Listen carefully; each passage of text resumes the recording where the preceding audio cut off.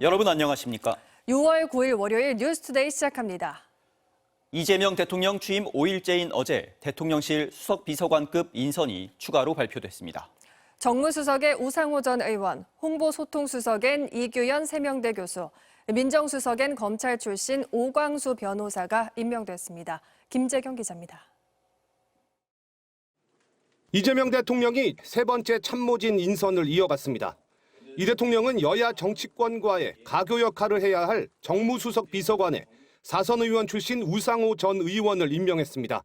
80년대 민주화 운동을 이끌었던 대표적인 86세대 정치인으로 여당인 더불어민주당의 원내대표를 역임했고 야당인 국민의힘 의원들과도 두루 원만한 관계를 유지하고 있다는 평을 받습니다. 기존 홍보수석에서 홍보소통수석으로 바뀐 자리엔 이규현 세명대 교수가 이름을 올렸습니다. JTBC 보도국장과 대표를 지냈고 한국인 최초로 미국 탐사 보도협회 특별상을 수상하는 등 통찰력을 바탕으로 국민과의 소통을 이끌 최적임자라는 게 대통령실의 설명입니다. 민정수석엔 이 대통령과 사법시험 동기인 검찰 출신의 오광수 변호사가 임명됐습니다. 중앙지검 특수 2부장, 대검 중수부 2과장 등 검찰 특수통 출신입니다. 대통령실은 이번 인사는 국민 통합을 고려한 이재명 대통령의 의중이 담겼다고 설명했습니다. 이재명 대통령은 모든 국민을 아우르고 섬기는 모두의 대통령이 되겠다고 뜻을 거듭해 강조했습니다. 이번 인사는 이러한 국민 통합의 의지가 반영된 것입니다. 대통령실은 아직 공석으로 남아있는 경청통합, AI 미래기획수석과 국가안보실 차장 인사는 후보군을 검증하고 있어 조만간 발표할 것이라고 설명했습니다. 장관 인선에 대해선 일단은 김민석 국무총리 후보자의 청문회 준비가 먼저라고 밝혔고 대선 공약이었던 주요 공직자 국민추천제도 곧 가시화할 것이라고 강조했습니다. MBC 뉴스 김재경입니다. 국민의힘 김용태 비대위원장은 윤석열 전 대통령과의 관계를 청산하겠다면서 개혁 과제를 발표했습니다. 탄핵 반대 당론을 무효화하고 대선 경선에서 한덕수 전 총리로 후보를 교체하려 했던 사건도 진상 규명하겠다고 했는데 당내 반응은 엇갈렸습니다. 홍익표 기자입니다. 휴일 오전 기자회견을 자청한 국민의힘 김용태 비상대책위원장. 보수 재건과 당내 민주주의 회복에 나서겠다며 5가지 개혁안을 발표했습니다. 오는 9월 초 새 당대표를 뽑는 전당대회를 열어 지방선거를 준비하고 의원총회를 거쳐 윤석열 전 대통령 탄핵 반대 당론을 무효화하는 한편 당론 투표를 거칠 때 당심과 민심을 모두 반영하겠다는 내용 등이 포함됐습니다. 특히 지난 대선 기간 발생한 후보 교체 논란 역시 들여다보겠다고 공언했습니다.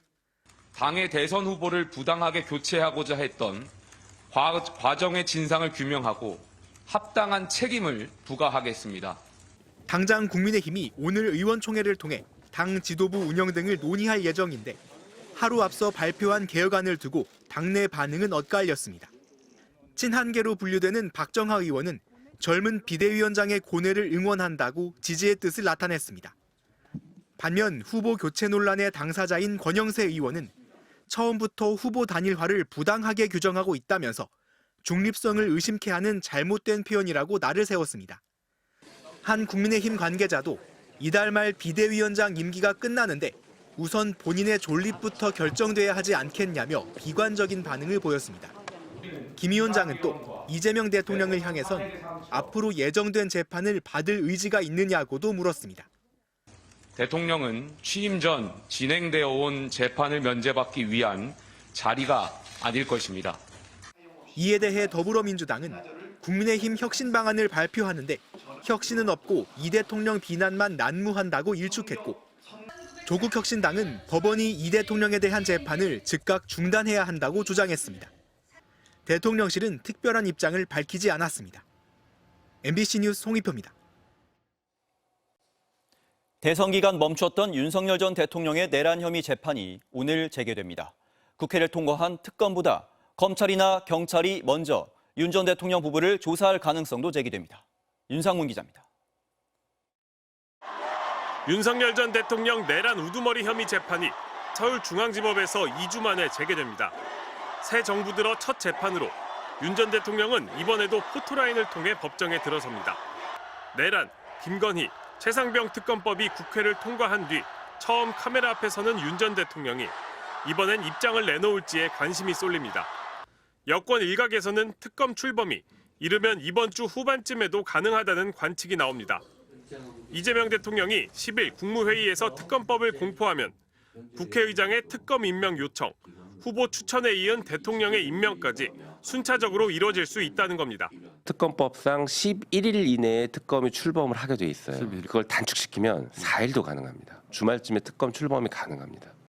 특검 출범이 초읽기에 들어서면서 기존 윤 전 대통령 부부 수사를 진행 중인 검찰과 경찰도 급해졌습니다. 경호처 비화폰 서버 기록을 복구한 경찰은 현재 윤 전 대통령의 비화폰 증거인멸 의혹 등을 조사 중이고 검찰은 김 여사의 도이치모터스 주가 조작, 공천 개입, 건진법사 관련 의혹 등을 수사하고 있습니다. 통상 특검법 통과부터 수사 개시까지 한 달 정도 걸린다는 걸 감안해 검경은 이번 달 안에 윤 전 대통령 부부 조사에 나설 가능성이 높습니다. 내란 특검법은 진행 중인 재판에도 변화를 가져올 것으로 보입니다. 내란 특검법은 특검이 공소유지를 위해 이첩받은 사건을 군사법원법에도 불구하고 법원이 재판권을 가진다고 규정했습니다. 즉 이미 군사법원에서 진행 중인 재판이 민간법원으로 합쳐질 수 있다는 겁니다. 특검법은 또 1심은 특검의 공소제기 6개월, 2, 3심은 원심 선고 3개월 안에 선고하도록 해 내란 재판의 속도 역시 빨라질 수 있습니다. MBC 뉴스 윤상문입니다.